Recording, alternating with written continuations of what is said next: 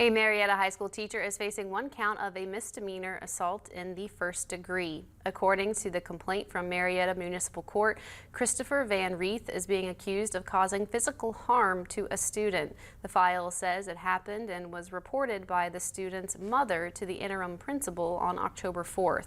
The initial email said the student had their head down in class when Van Reeth grabbed the student's hoodie to pull his head up. A medical prognosis reported the student had an acute strain of the neck muscle.